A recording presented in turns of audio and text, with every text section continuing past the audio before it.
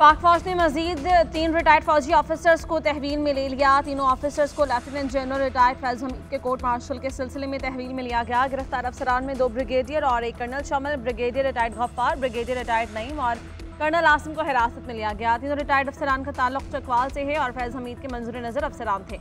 तीनों अफसरान रिटायरमेंट के बाद भी पैगाम रसानी और सहूलतकारी में मुलविस पाए गए। ISPR के मुताबिक तीनों रिटायर्ड ऑफिसर्स मिलिट्री डिसिप्लिन के खिलाफ वर्जी के मरतकब हुए। बाज़ रिटायर्ड अफसरान और उनके साथियों के खिलाफ सियासी मफादात के लिए अदम इस्तेहकाम को हवा देने के इक़दाम पर तफ्तीश जारी। Lieutenant general retired Faiz Hamid को कुछ रोज पहले हिरासत में लेकर उनका कोर्ट मार्शल किया जा रहा है।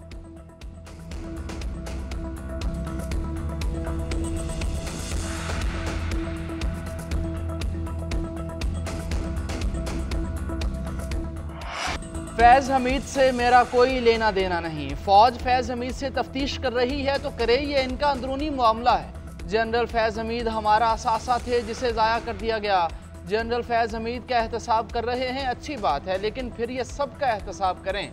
बानी PTI की अडियाला जेल में सहाफ़ियों से गैर रस्मी गुफ्तगू। कहा IB की रिपोर्ट्स थी कि मौजूदा स्पीकर पंजाब असम्बली मलिक अहमद खान हर वक्त जनरल बाजवा के पास बैठे रहते थे। जनरल बाजवा ने नवाज शरीफ और शहबाज शरीफ के कहने पर जनरल फैज़ को हटाया। अफगानिस्तान का मामला चल रहा था, इसलिए जनरल फैज़ को नहीं हटाना चाहते थे। जनरल फैज़ को हटाने पर मेरी जनरल बाजवा से तल्ख कलामी हुई। वज़ीर दिफा ने जनरल बाजवा की एक्सटेंशन की बात करके मेरे मौक़िफ़ की तायद की। मखसूस नशिस्तों के फैसले पर अमल ना करके ये आइन की तीसरी मरतबा खिलाफ वर्जी करेंगे।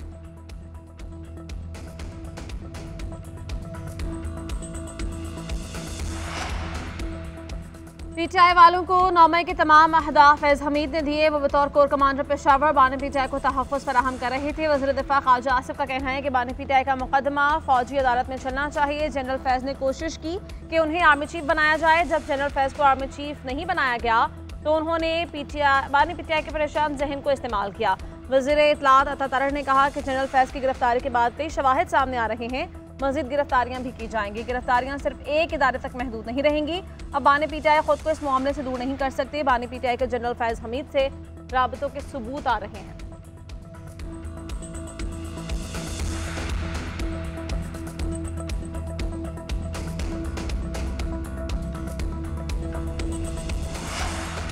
जनरल फैज़ हमीद के मामले पर कानून अपना रास्ता खुद बनाएगा। DG ISI वज़ीर आज़म के मातहत होते हैं, लेकिन रिपोर्ट आर्मी चीफ को करते हैं। निजी हाउसिंग सोसाइटी के मामले पर जिन अफसरान ने नकदी उठाई उनको अभी कोर्ट मार्शल किया जाए।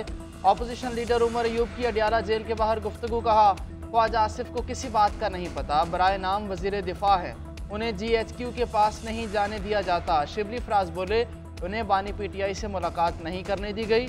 डिप्टी सुपरिटेंडेंट ने कहा कि आप सियासी गुफ्तगू नहीं कर सकते। जेल सुपरिटेंडेंट और डिप्टी सुपरिटेंडेंट ने धमकियां दी।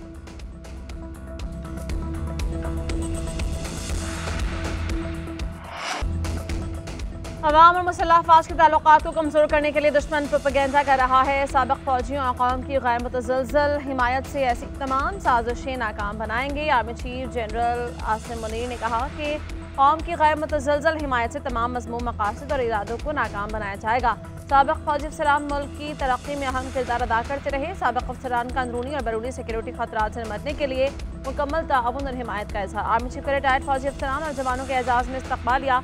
साबिक़ आर्मी चीफ जनरल राहिल शरीफ ने इशफाक परवेज़ कियानी समेत रिटायर्ड अफसरान और सिपाही शरीक हुए। आर्मी चीफ ने चैलेंजेस के मुकाबले में इत्तेहाद और लचक की बुनियाद पर अहमियत पर जोर दिया।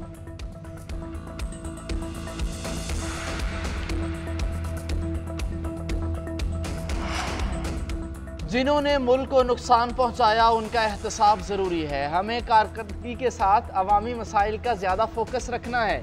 इस वक्त इस्टेब्लिशमेंट के साथ खड़े हैं, उनके तमाम फैसलों का एहतराम करते हैं, मिलकर फैसले कर रहे हैं। नवाज शरीफ की मुशावरती इजलास में गुफ्तगू। कहा PTI की लाई तबाही महंगाई और महंगे बिल लाई। महंगे बिजली के बिल आवाम के लिए नाकाबिले बर्दाश्त हैं। मुल्क को डिफ़ॉल्ट से बचाने की तरह अब आवाम को डिफ़ॉल्ट से बचाना भी हमारा बड़ा इम्तिहान है। वज़ीर आज़म ने कहा मुल्क के तमाम मसाइल के हल के लिए एक जामे मुआशी एजेंडा तैयार कर लिया है। मरीम नवाज बोली हमें पॉलिसी पर सख्ती से अमल दरामद करने की ज़रूरत है।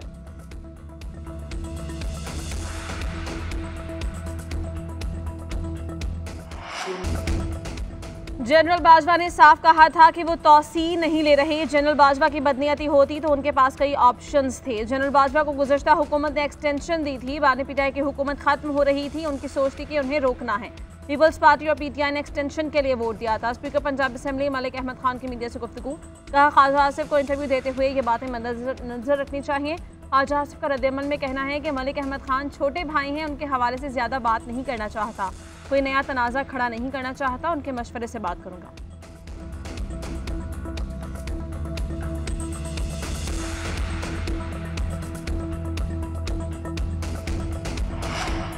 बानी तहरीक इंसाफ के लिए सहूलतकारी पर गिरफ्तार डिप्टी सुपरिटेंडेंट अडियाला जेल से तफ्तीश में आम पेशरफ। जराये के मुताबिक सहूलतकारी का मुकम्मल नेटवर्क पकड़ा गया। जेल के मजीद 2 अफसरान से पूछगछ शुरू।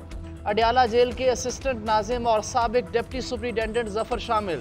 डिप्टी सुपरिटेंडेंट मोहम्मद अकरम से हासिल मालूमात की बुनियाद पर मजीद 6 मुलाजमीन से पूछगछ की जाएगी। बानी पीटीआई को फराहम फ़ोन पर 3 यूरोपीय ममालिक के नंबर्स बनाए गए। व्हाट्सएप शवाहिद भी मिल गए। अडियाला जेल का डिप्टी सुपरिटेंडेंट बानी पीटीआई और फैज़ हमीद के दरमियान राब्ता कार था। मोहम्मद अकरम गैर मुल्की अफराद के पैगामात भी पहुँचाने का जरिया था। बानी पीटीआई के सेल की सिक्योरिटी पर तैनात एहलकारों की कड़ी निगरानी। सिक्योरिटी इदारों के एहलकार भी सेल के अतराफ तैनात रहेंगे। जेल अमले को हफ्तावार तब्दील किया जाएगा। जेल के अंदर रिहाइश पजीर एहलकारों की भी मुकम्मल तलाशी ली जाएगी। रिसेंटली गिरफ्तारियां हुई हैं, इससे ये चीज साबित होती है कि इन सारी साजिशों के पीछे पीटीआई की लीडरशिप शामिल थी, लेकिन उसके साथ कुछ सहूलतकार भी थे। एक और सहूलतकार भी है जो पीटीआई को रिलीफ दिलाने के लिए किरदार अदा कर रहा है। फैज़ हमीद के बाद मजीद गिरफ्तारियों का खैर मकदम करते हैं। अल्लाह की लाठी बेआवाज़ है। पाकिस्तान की सालमियत के लिए अहम फैसले लिए जा रहे हैं। शायद इन गिरफ्तारियों के ताने बाने सानेहा 9 मई तक भी जा रहे हैं। बानी पीटीआई मास्टरमाइंड है। गिरफ्तार होने वाले सहूलतकार साजिश में शरीक थे। रहनुमा पीपल्स पार्टी शर्जिल मेमन की न्यूज़ कॉन्फ्रेंस, कहा मलीर में 600 एकड़ पर सोलर प्लांट्स लगाने जा रहे हैं। सिप्रा के नाम से नया इदारा कायम करने जा रहे हैं। सूबाई काबीना ने मंजूरी भी दे दी है।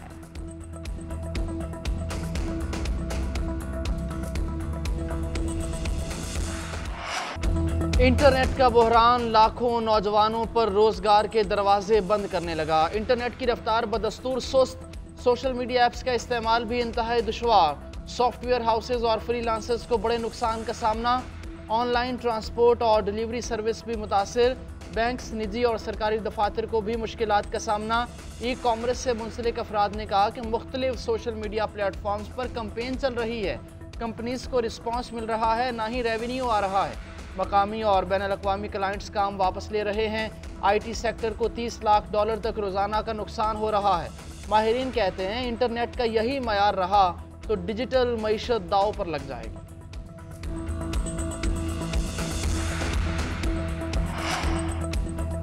सोशल मीडिया पर मुतनाज़ मवाद को रोकने के लिए फायरवॉल नस्ब। कौमी सलामती के खिलाफ प्रोपेगेंडा करने वाले आईडिस को ब्लॉक किया जा सकेगा। सोशल मीडिया पर फायरवॉल की तनसीब का दूसरा ट्रायल कामयाबी के साथ मुकम्मल। इंटरनेट सर्विस फराहम करने वाली कंपनीज पर फायरवॉल इंस्टॉल कर दी गई।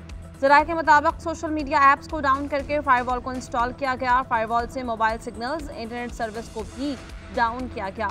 सोशल मीडिया सर्विसेज आइंदा 2 से 3 रोज में मामूल पर आ जाएंगे।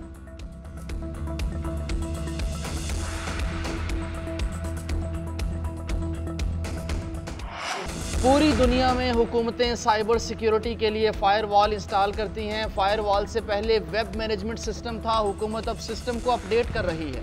वज़ीर मुमलिकत इंफॉर्मेशन टेक्नोलॉजी शिजा फातिमा कहती हैं, पहले सिर्फ व्हाट्सएप के सुस्त होने की शिकायत थी। इंटरनेट की सुस्त रवि से मुतालिक इंटरनेट सर्विस फराहम करने वाली कंपनी से डेटा मांगा है। PTS से भी रिपोर्ट तलब की है। रिपोर्ट आएगी तो देखेंगे क्या डेटा का इस्तेमाल ज़्यादा हुआ है या कोई और वजह है, ये भी देखेंगे।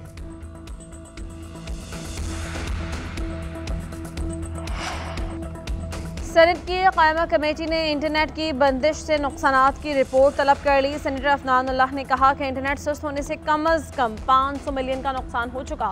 सेक्रेटरी IT ने मौक़िफ़ इख्तियार किया। मोबाइल ऑपरेटर्स की सर्विस में खलल आया। कोई तकनीकी मसला हो सकता है जो जल्द हल हो जाएगा।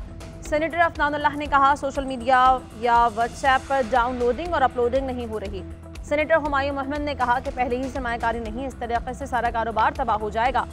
पीटीआई हुकाम ने बताया कि उनके पास इंटरनेट से मुताल्लिक़ कोई शिकायत नहीं आई। फायरवॉल से मुताल्लिक़ कायमा कमेटी का एजेंडा मुलतवी कर दिया गया।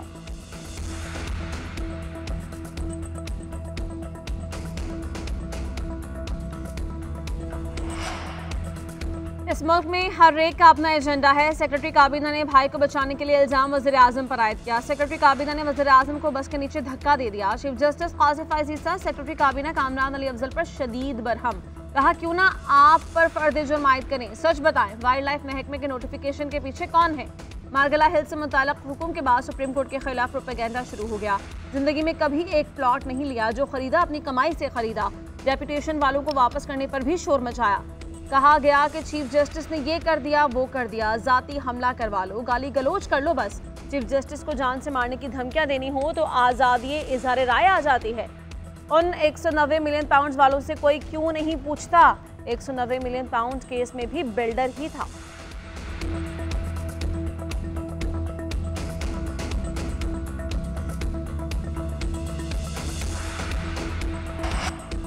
£190 मिलियन रेफरेंस की समाअत 17 अगस्त तक मुलतवी। बानी पीटीआई और बुशरा बीबी कमरा अदालत में पेश। वकला सफाई आइंदा समाअत पर तफ्तीशी अफसर के बयान पर जरा मुकम्मल करेंगे। अदालत ने वकला सफाई के रिकॉर्ड तलबी की दरख्वास्त पर इस्तदा मुस्तरद की थी। बुशरा बीबी ने जज से शिकवा किया कि डिप्टी सुपरिटेंडेंट कामरान मेरे कमरे से नैब के दिए गए सवालनामे की कॉपी और जवाब की कॉपी ले गए। उधर अडियाला जेल में बुशरा बीबी से 9 मई के 12 मुकदमात की तफ्तीश। रावलपिंडी पुलिस की 6 रुकनी तफ्तीशी टीम अडियाला जेल पहुंची। बुशरा बीबी को 9 मई के 12 मुकदमात में नामजद किया गया है। बानी पीटीआई और बुशरा बीबी की नैब गिरफ्तारी के खिलाफ दरख्वास्त पर समाअत जस्टिस गुल हसन और अंगज़द ने मार्क्स दिए कि नैब ने 13 जुलाई की मैजिक तारीख को वारंट गिरफ्तारी क्यों जारी किए। वजह यह है कि नैब गिरफ्तार ना करता तो वो जेल से बाहर आ जाते। नैब प्रोसिक्यूटर ने कहा कि वारंट गिरफ्तारी 13 जुलाई को नहीं बल्कि पहले जारी हुई।